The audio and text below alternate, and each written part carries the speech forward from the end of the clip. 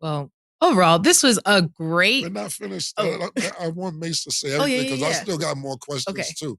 It's just that I'm Yeah, saying I yeah, don't want yeah. Mace to sit. And Mason, another Mason, when we get off the air, Mason tell me you cut me off on everything, Killer. I want Mace to tell me yeah, when he's Killer. done. See, Killer, the way Killer starts is he starts like setting the ground. I understand what he's trying to do, but those ain't the questions people want. People want these questions. Yeah, that's what They I'm want setting to up. know, like, I'm sitting there being quiet. yeah, they want to know, like, when you're screaming in the courts, right? Facts. Where is what's going on here? Why did you feel like you needed to have all this artillery with you as a basketball player? Nah. And I laugh at it because it is a laughing. Now you it had is a laughing artillery, matter. dog. I ain't gonna hold you. Shit was looking crazy on the photos, man. Nah, but I had everything I own with me. That's what they don't say in the article. Do you have ops in basketball? Do you have ops like that? Nah. This is my city. This is stop it. I'm Bassy. I ain't got no ops. But I had everything I own with me, and my cars got shipped from Florida, and I had my Aston and I had my truck, and it was clothes in both of the cars filled to the top. So I got in the truck. I just put the clothes on the side, and I was driving the truck. But shit, whole artillery was in the car too. So that's what people, just real quick, so we clear that up so people know that, because people don't know that. I didn't know that. Yeah. Basically, you were moving from one house to another house, or one state to another state, and that was just part of what you had in your house. And when you got pulled over, that the guns were in there along with a bunch of other stuff that was in your house. Everything else I own. Okay. A bunch of People sneakers, just jeans, they just shirts, single out the guns. everything I own. Nope. We had 2 master bedrooms on the first floor. Everything in this whole bedroom was there. Like everything from the bathroom that was on the floor, everything. The mats out the bathroom was with me. So that makes sense, because I was thinking, why in the world you had three, 4 guns at a water hydrant? That's the first thing I know. It don't make sense. It don't make sense. It don't. But that's why that case just got reversed, man. Supreme Court just smacked that one down. So hopefully we should get back to our normal life and shit. That shit definitely. I got stopped at 30. I just turned 31. I'm 38. That shit stopped my life. So I definitely want to talk to all the young dudes. Like, bruh, that shit seemed like I'm making bad decisions. All that. I don't know why all that shit happened, but I'll just tell you, I got a dope story to tell, and I feel like maybe God did it like this so I could tell his story to help the youngins. You feel me? Because if me and Braun was both Michael Jordan, then you feel me? You want to have the story like this for somebody with the influence for the youngins to listen to. So we're gonna tell the story. We're gonna show them everything. Yeah, it was super lit. Shit just fell off. We ain't have the right. We ain't have the right mentality when it comes to that basketball. When you go to the NBA, you got to be there. It's a business. So you and your family got to focus. Get that first contract. Your first contract is how you will be paid. Either if you fall off, you get your first contract, that's how they're going to pay you. So I want to tell the dudes and his family, don't worry about what y'all get the first round. Focus and get a contract. Once you get a contract, you're going to be paid like that for the rest of the time. That's a fact. But if you get in trouble your first year and then now they only paying you $3 million, like you're gonna play for $3 million the rest of your career. Like imagine like everything like me with the dudes coming into the league, and I'm like I told you, now I'm not like patting myself on the back, but yeah, when I showed up, it was real confused. Everything how they was dressing, how they was moving.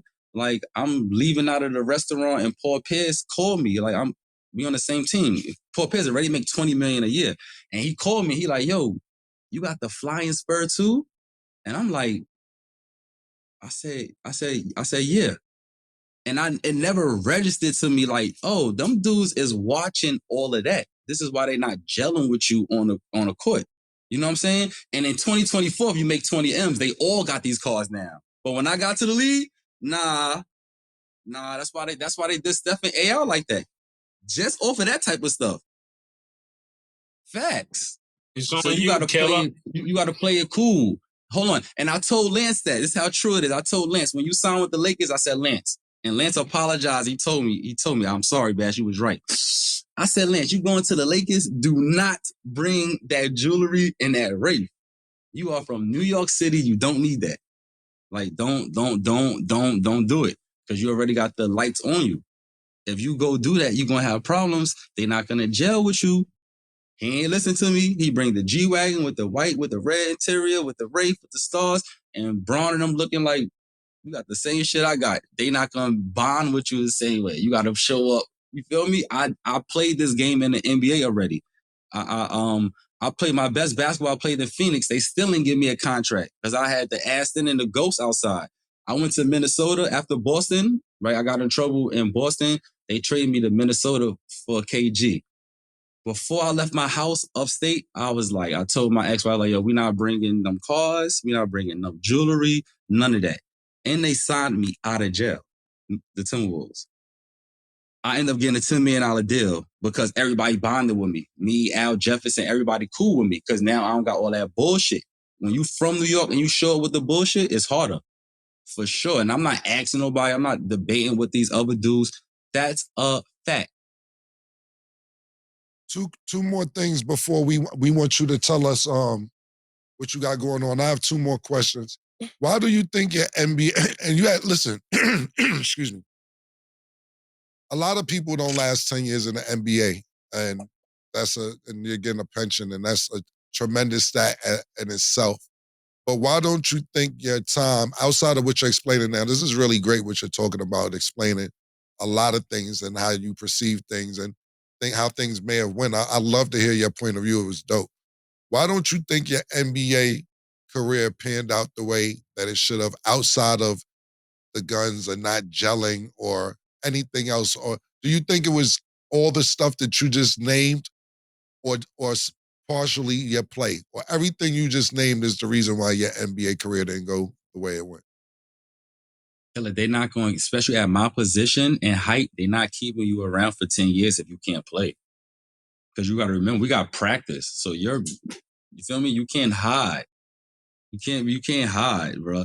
So if you look at my stats from my rookie season, I went to Portland. I broke the rookie assist record, and all that.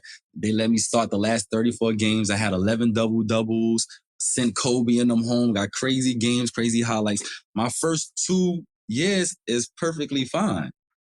And once again, to the BS and losing the Adidas deal, and then playing for no money. I had to play for no money for one, and two, like Gilbert Arenas just explained.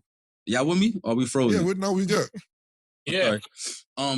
Like Gilbert Arenas just explained. He was like, after he got in trouble, this is on his last episode when he got Rich Paul on here. He said after he got in trouble with the guns in the locker room, he said he couldn't function. He couldn't last 1 year after that. I played my whole career like that. Because it's a difference, like he explained. Now when you on the court, now you notice everything. Now you see the stands. Now you hear what people saying. Now you all of that. When before that, he didn't see that. He only seen what was between them lines. But once you get that type of turmoil, lose your deal and all that type of stuff, you got other BS going on. It's a different confidence. You're not walking in with the same confidence. You know what I'm saying?